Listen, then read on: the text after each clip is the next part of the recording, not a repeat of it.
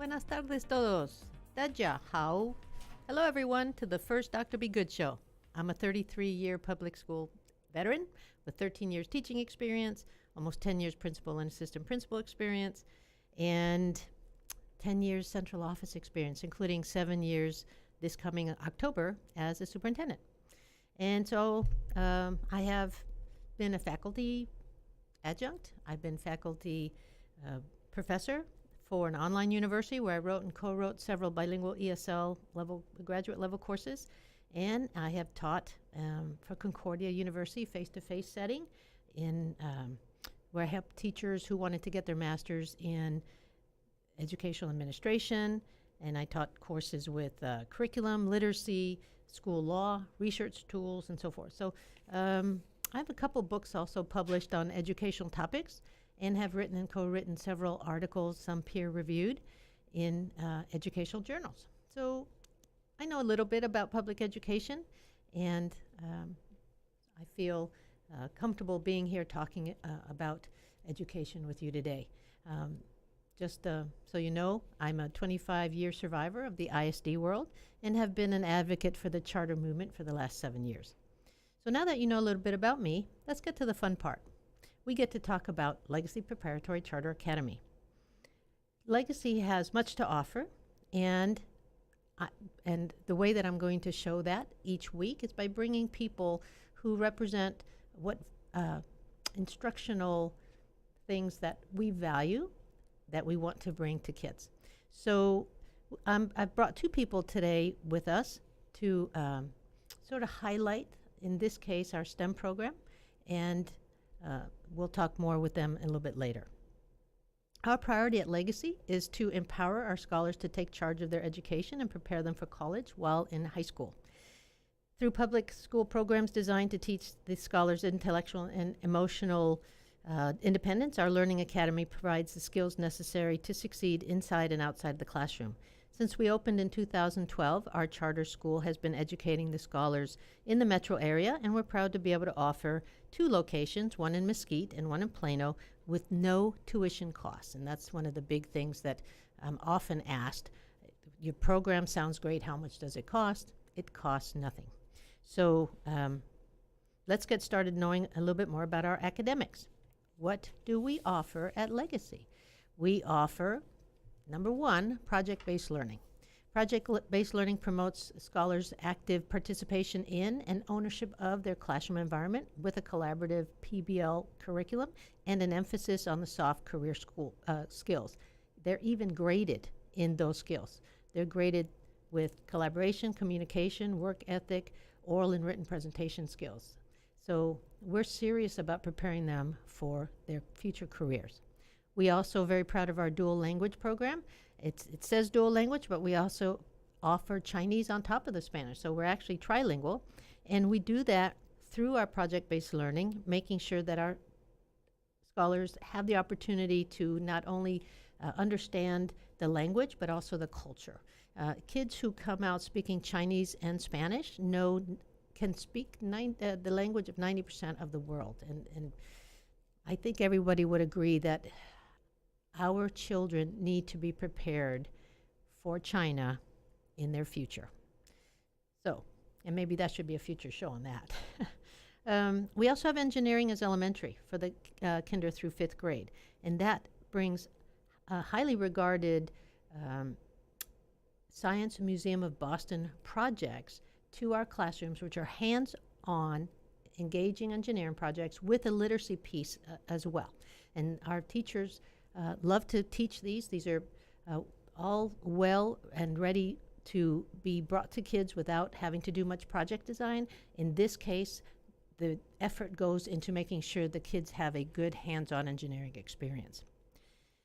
And this way, it inspires innovation in today's classroom as the kids discover their inner engineer and become lifelong STEM learners. So one of the things that we are doing, and some of you may have heard this before, but it's hard to figure out how, we are training tomorrow's leaders for jobs that have not yet been invented. How do we do that? So we have to do that with highly cognitive development. We have to make sure that they become inquiry-based learners. And we do that by having the scholars take ownership of his or her learning. And so the learning process moves beyond the simple memorization of facts and dates. One of the things that we don't allow at Legacy, and it still happens with sometimes our new teachers, and we have to gently move them away from the process of doing definitions in class. Vocabulary is important, but we're way beyond writing definitions of words in class. That's old time. Spelling, the old-fashioned spelling those are traditional practices that have now been shown by research to need to be replaced with stronger vocabulary practices, and we work very hard with our teachers to do that. The educational experience is then able to reach a deeper skill development, emotional maturity, and more. Our charter school achieves this goal through the use of project-based learning, a philosophy that prioritizes academic partnership between scholars and faculty. One of the things we're very, very proud of at Legacy is how quickly we were able to jump on the college and career preparation after the legislative session that allowed us to bring college to our kids without having to become an early college high school designated campus.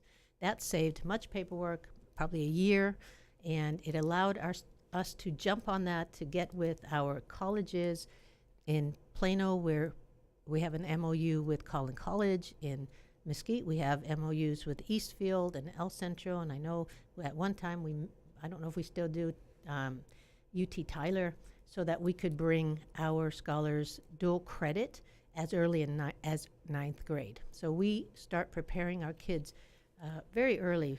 Matter of fact, we have a motto for our elementary teachers of asking them to prepare elementary school children for ninth grade college.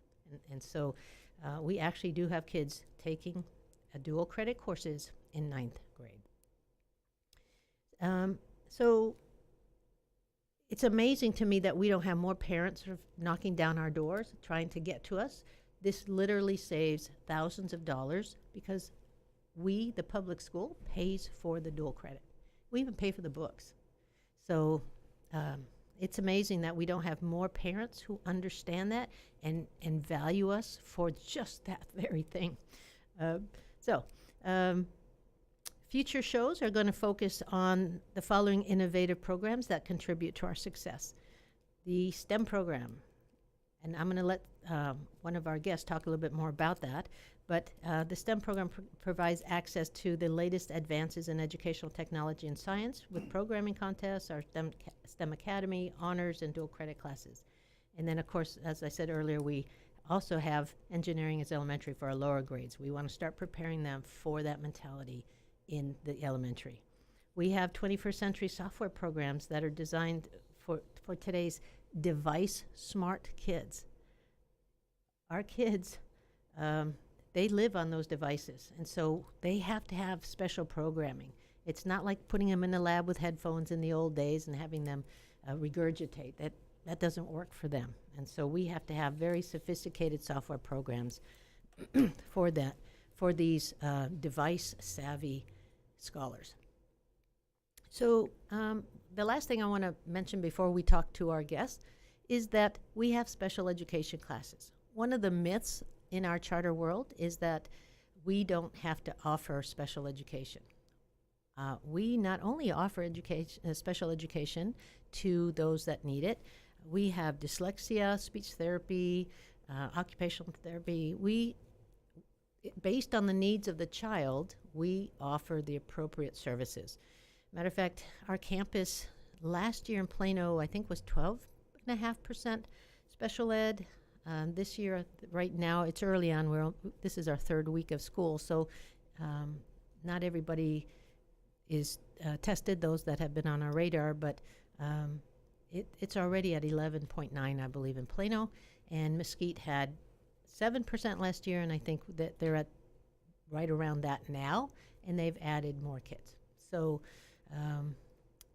very much so, we service the special needs of our kids as required, first of all, by the state of Texas, and as needed by the needs of the scholar. We have a strong bilingual ESL program that's part of the dual language program, and I believe a third of Mesquite, and Mesquite right now is sitting at about 1,050 kids, and I believe a third of them are bilingual ESL.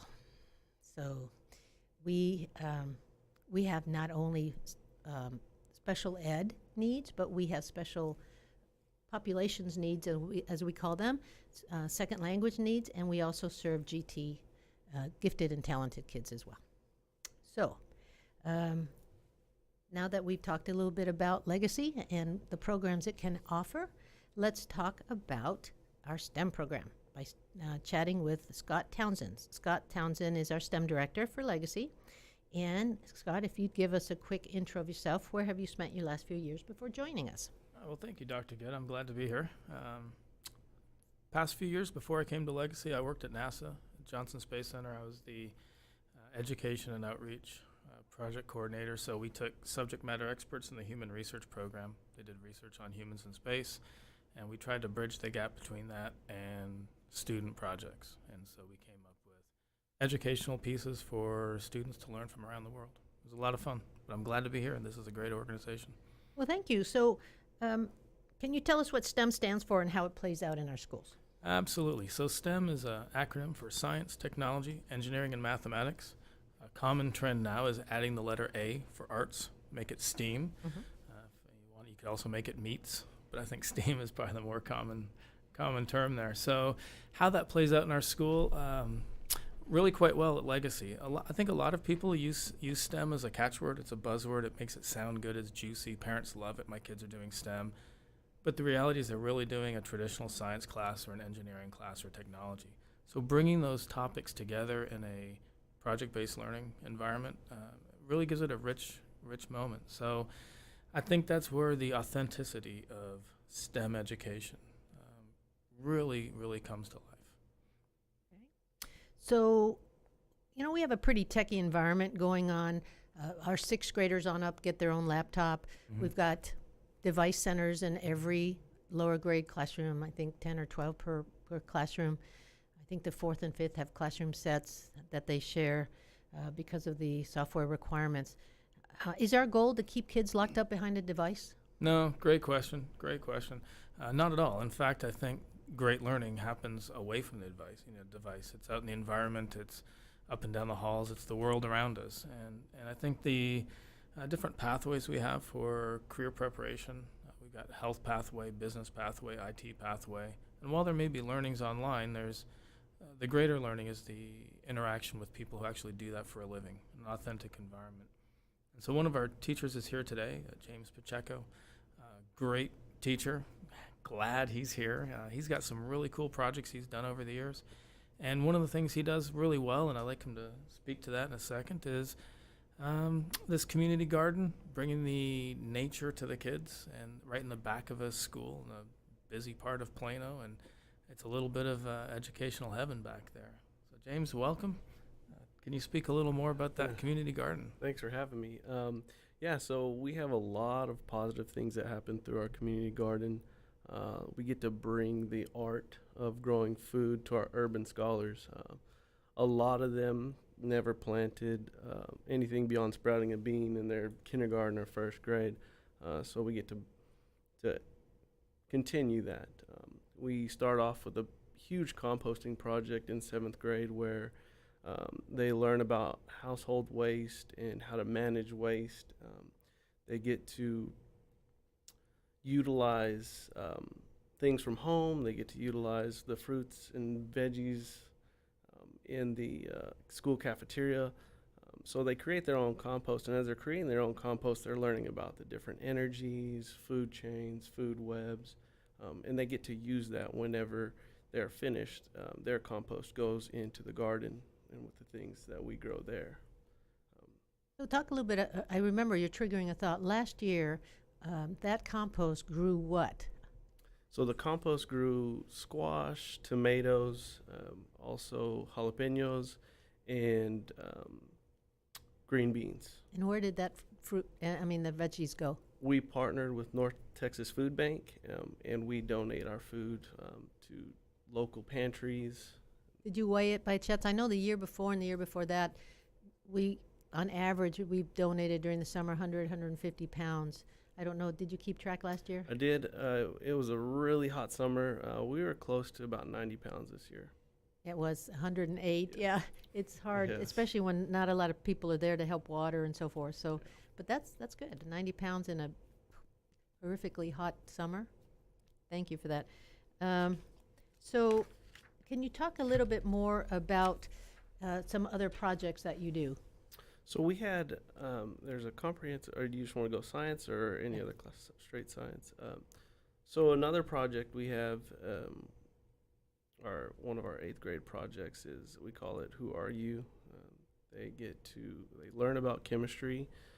As they're learning about chemistry, they get to compare things on the periodic table with themselves. So they're learning about chemistry and reactivity, but they also learn a little bit about themselves. So it's a comparison of chemistry and who they are.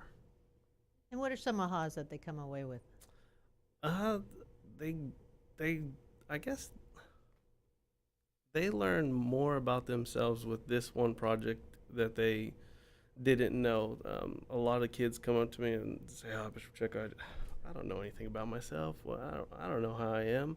And by the end of the project, I mean, they learn more about themselves, and I'm learning more about them to start off the year. So that's a great start off the year project. Yes. Okay, I'm gonna want to go in there and look. You make me want to go in there. So thank you for being here and talking a little bit about what we do. I think it's important that we balance the techiness that we have with the understanding of the need to be outside and how things, how food gets to the table. Our urban kids, they don't get it. They don't.